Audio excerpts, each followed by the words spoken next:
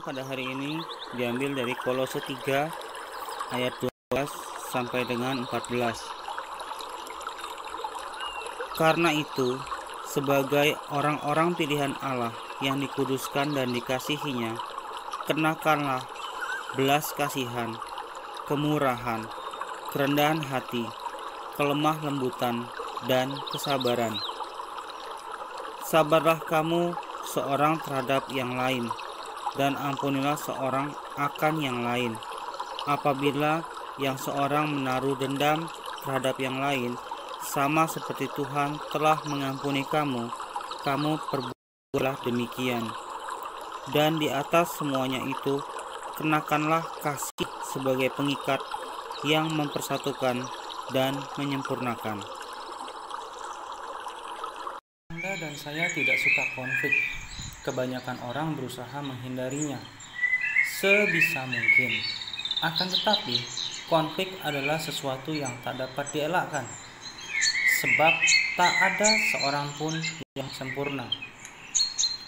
Namun, jika Anda ingin membangun masa depan yang lebih baik dan menggapai cita-cita Anda, memanggil Anda untuk sabarlah kamu seorang terhadap yang lain, dan ampunilah seorang akan yang lain, apabila yang seorang menaruh dendam terhadap yang lain.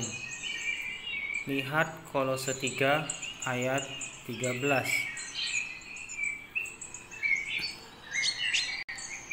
Untuk dapat melaksanakan cara sehat dalam menanggapi konflik, maka Anda perlu mengetahui penyebab umum dari sebuah konflik. Dalam Nehemia 5, Anda dapat menemukan 4 penyebab umum. 1. Kebutuhan dasar yang tak terpenuhi. Kebutuhan ini bisa dalam hal jasmani, rohani, relasi dengan orang lain, seksual, atau finansial. Pada zaman Nehemia, itu adalah kebutuhan jasmani. Orang-orang Israel kelaparan.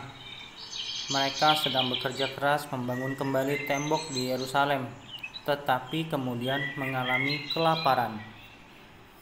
Tertulis dalam Nehemia 5 ayat 2, ada yang berteriak, anak laki-laki dan anak perempuan kami banyak, dan kami harus mendapat gandum, supaya kami dapat makan dan hidup. Diambil dari Nehemia 5 ayat 2. Yang kedua, tertinggal. Ketika kita merasa tak membuat kemajuan sedikit pun, biasanya kita menjadi gampang rewel. Itulah yang selalu jadi cikal bakal konflik. Orang-orang di Yerusalem terlilit hutang yang kian dalam selama musim kelaparan itu, karena persediaan barang semakin sedikit dan harga-harga melambung tinggi. Dan ada yang berteriak, ladang dan kebun anggur dan rumah kami gadaikan untuk mendapat gandum pada waktu kelaparan.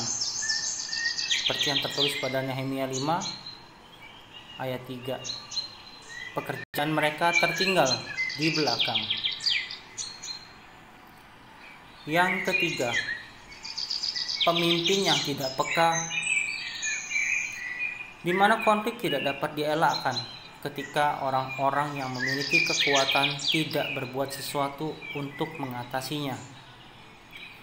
Selain kelaparan, orang Israel nyaris tidak selamat oleh karena para pemimpin mereka yang tidak peka. Juga ada yang berteriak, kami harus meminjam uang untuk membayar pajak yang dikenakan raja atas ladang dan kebun anggur kami. Nehemia 5 ayat 4. Walaupun mereka sedang berada dalam masa kelaparan yang tak dapat mereka kendalikan, para pemimpin tidak memberikan keringanan pajak sekalipun dan kepada siapapun. Yang keempat, merasa tak berdaya untuk mengubah sesuatu, merasa tak berdaya untuk mengubah sesuatu. Melihat orang-orang di sekitar Anda sukses, sementara Anda sendiri tak dapat memenuhi kebutuhan Anda sendiri, bisa membuat Anda frustasi. Orang-orang di seluruh dunia tengah merasakan hal ini, di mana juga sosmed mengeksploitasi hal-hal orang yang hidup dalam hedonisme, dan kita akan terjebak. Ketika melihat seperti itu, kita akan terjebak pada situasi ini. Nah, pada zaman Nehemia, pemilik tanah yang kaya raya mengeksploitasi orang miskin. Mereka bahkan membeli anak-anak mereka untuk dipekerjakan sebagai budak. Orang-orang Israel berkata, "Sekarang, walaupun kami ini saudara sedaging dengan saudara-saudara sebangsa kami, dan anak-anak kami sama dengan anak-anak mereka, namun kami terpaksa membiarkan anak-anak lelaki dan anak-anak perempuan kami menjadi budak. Dan sudah beberapa anak perempuan kami harus membiarkan diri dimiliki orang. Kami tidak dapat berbuat apa-apa karena ladang dan kebun anggur kami sudah di tangan orang lain." Dilihat dari Nehemia 5 ayat 5. Setelah mengetahui apa penyebab konflik, maka sekarang kita perlu mengetahui cara alkitabiahnya untuk meresponnya. Besok kita akan melihat 3 cara lainnya.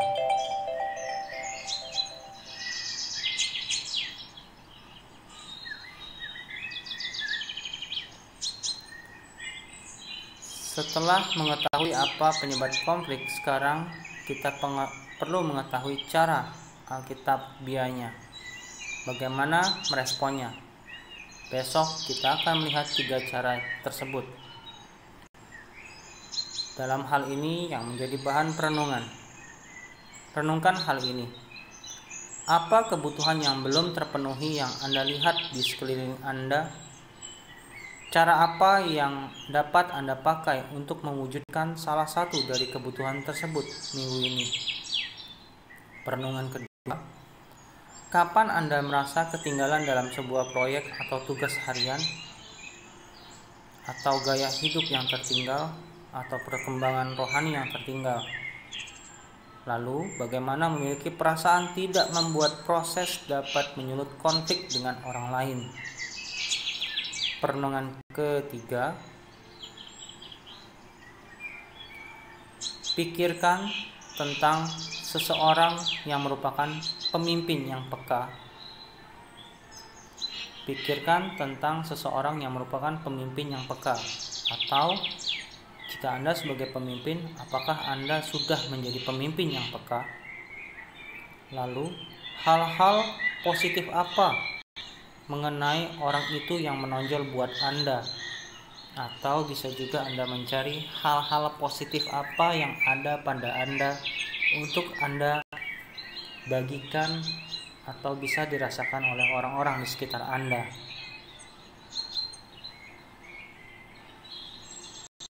Sebuah masukan atau sebuah inspirasi. Usahakan dan selesaikan segala konflik atau masalah dalam hidup Anda dengan kasih.